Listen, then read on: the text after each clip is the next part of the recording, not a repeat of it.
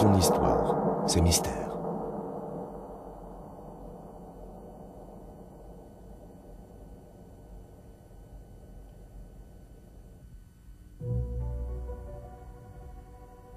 C'est le berceau d'une civilisation raffinée plusieurs fois millénaire.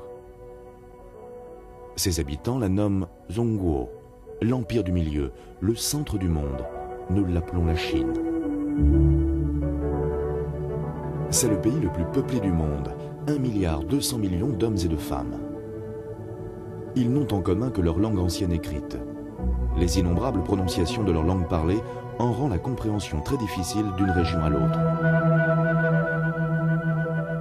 75% de la population vit dans les campagnes, souvent selon des traditions séculaires.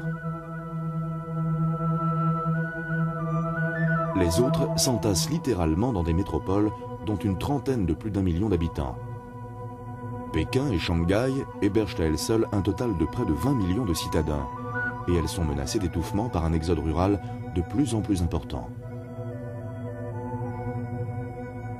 C'est un pays qui pratique le culte de son passé, mais aussi l'art d'interpréter son histoire au gré des circonstances. Les Chinois, qui constituent un 5e de l'humanité, n'ont jamais témoigné d'allergie au régime fort. Ils n'ont renversé leurs empereurs que pour leur substituer des oligarchies à poigne.